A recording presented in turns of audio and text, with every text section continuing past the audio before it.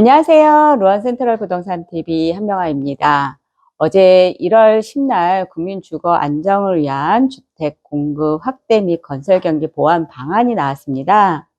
그동안 지속적으로 언론에서 거론되었던 비주택 공급 활성화 방안에 대한 이야기로 보셔도 될 듯한데요. 이렇게 지속적으로 왜 우리 비주택 부분에 대한 이야기가 계속 흘러나오면서 무슨 법으로 뭘 어떻게 해주려나라는 이런 생각들을 했었는데, 주거 안정이라는 이름 아래 방안이 어제 발표됐습니다. 그동안 매스컴에서 조금씩 흘러나온 얘기들로 이미 다들 많은 부분들을 캐치하고 계셨었을 거고, 그런 얘기들이 나왔었는데, 이 이야기에 대한 부분을 조금 얘기해 볼까 합니다. 오피스텔이나 도시형 생활주택 등 아파트를 제외한 소형 비주택을 주택수에서 빼준다라는 얘기가 이렇게 계속 흘러나왔었는데요. 요새 이렇게 비주택 부분이 이슈화되고 있는 데에는 태형 건설이 이슈가 좀 더 많은 부분을 차지하고 있는 것 같아요. 왜 태형 건설 이야기를 하면서 PF 대출이 문제가 되고 있다는 얘기들은 고객님들도 많이 들어보셨을 건데요. 이 태형 주택이 그러면 왜 우리 이런 생각들을 하잖아요. 요즘 주택 경기가 안 좋고 매매가 잘 안 되고 분양이 안 되고 이러니까 미분양이 쌓이면서 건설사들이 모두 힘들어서 그 건설사들이 다 부도가 나나 보다 이렇게 생각을 하는데, 우리가 태형은 주택 현장이 아닌 비주택 현장이었었습니다. 그래서 비주택 건설을 하는 건설사였는데, 주택이 되게 이렇게 고점이었던 시절에 이제 토지나 PF 등을 가지고 주택은 규제가 심해서 들어가지 못하고 상대적으로 규제가 덜 심했던 비주택 부분으로 건설사들이 진행했던 부분들이 이제 해결해야 되는 숙제로 남아서 태형 건설사 같은 일들이 계속해서 적체가 되고 있는데, 이런 부분들을 당국에서는 관가하고 그냥 넘어갈 수가 없기 때문에 어떤 방안으로 이제 대책으로 내놓은 것 같은데요. 다양한 유형의 주택을 공급을 확대하는 주거 사다리 역할을 하는 소형 주택에 대한 공급 규제를 개선하고 세제 금융 지원을 통해서 사업 여건을 개선하겠다는 내용으로 어제 발표가 됐습니다. 그래서 어제 발표된 내용 몇 가지 하고 살펴보고, 그리고 우리한테 해당되는 부분은 어떤 것들인지 살펴볼 건데요.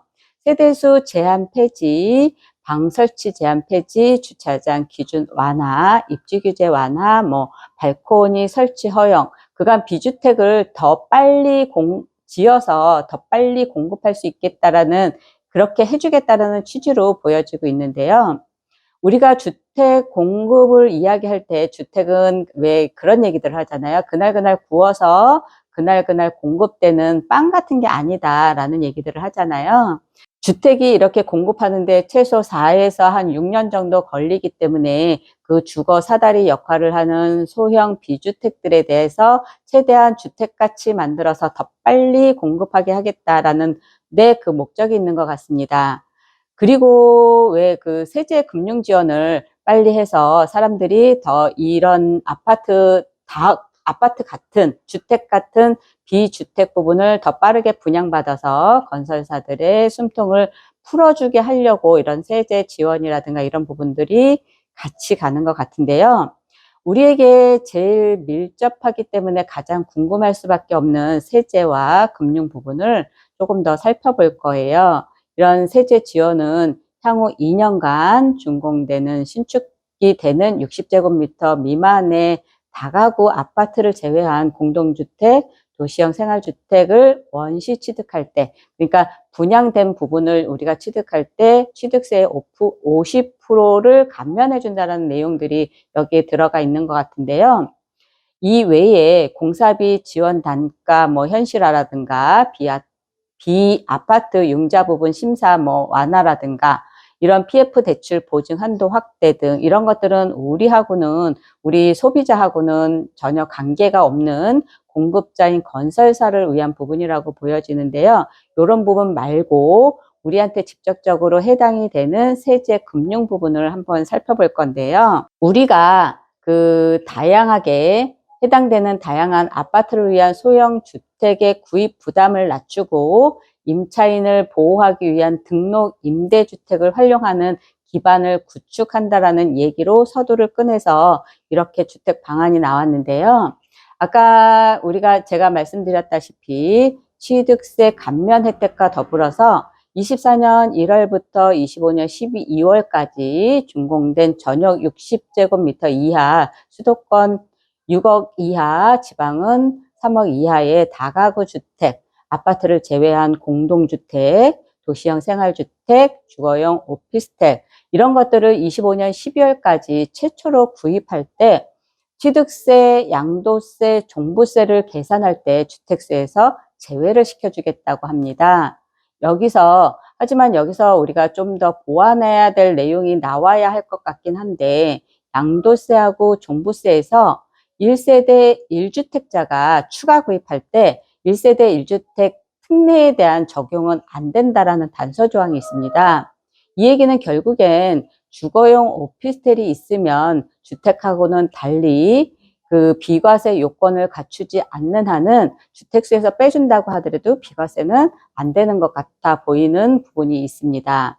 이런 방안에서 가장 그러면 효과를 볼 수 있는 부분은 취득세 부분인 것 같은데요. 오피스텔 같은 경우는 어차피 취득세가 4.6%로 그냥 정해져 있습니다. 주택수가 몇 개인지 상관없이 오피스텔을 새로 취득하려고 하면 4.6%라는 주택수하고는 상관없이 매매 취득세를 내게 됩니다. 말 그대로 주택이 여러 개 있더라도 말 그대로 그냥 4.6% 단일세율로 적용이 되는데, 그러면 주택수를 빼주는 게 무슨 소용이 있느냐, 이제 이런 것들을 의아하게 생각할 수 있는데요. 여기에서 취득세에서 주택수를 빼준다 이 얘기는 오피스텔을 취득할 때 매매 취득세 4.6%에서 뭐 50% 감면을 해준다라고 하더라도 뭐 딸리 주택수하고는 관계가 없어 보이긴 하지만, 그런데도 취득세에서 주택수를 빼준다 이 얘기는 오피스텔을 취득할 때는 매매 취득세를 어차피 4.6%로 하기 때문에 주택수에 따라서 중과세율 뭐 12.4%냐 아니면 8.8%냐 이런 것들은 해당되지는 않습니다. 그러니까 오피스텔을 취득할 때는 사실 취득세에서 주택수라는 부분은 상관이 없는데, 오피스텔을 갖고 있는 사람이 추가적으로 주택을 구입할 때 오피스텔은 주택수에서 포함이 됩니다. 그러니까 내가 만약에 예를 들어서 오피스텔이 여러 가지 소형 주택들도 있지만 오피스텔을 예를 들어보면, 오피스텔이 만약에 세 채가 있다고 가정을 해보면, 그리고 추가적으로 내가 아파트를 청약을 해서 당첨이 돼갖고 등기를 치거나 아니면 아파트를 매수할 때 내가 기존에 오피스텔이 세 채가 있기 때문에 중과세율이 나오게 됩니다. 그러면 취득세에서 12.4% 이렇게 주택수 이런 부분들을 그전에 오피스텔은 이 주택수에서 빼준다고 하니까 오피스텔이 세 채가 있다고 하더라도 추가적으로 아파트를 살 때 이 오피스텔은 주택수에서 빠진다라는 이런 얘기들로 우리가 생각을 해볼 수 있는 부분인 것 같은데요. 그래서 이 방안을 보면서 오피스텔이나 도시형 생활주택 활성화 방안이 얼마나 활성화가 될지는 우리가 조금 더 지켜봐야 되지 않을까 이런 생각을 하게 되는데요. 이렇게 오늘 어제 나온 주택 공급 확대 및 건설 경기 보완 방안이 건설사가 아닌 우리에게 미치는 영향이 얼마나 되나 고객님들과 같이 생각해 보는 시간을 가졌는데요. 이런 부분은 조금 더 시간을 갖고 시장이 어떻게 흘러갈지 한번 고민을 해봐야 되는 부분으로 보여지고 있습니다. 이상으로 루원 센트럴 부동산 TV 한명아였습니다. 감사합니다.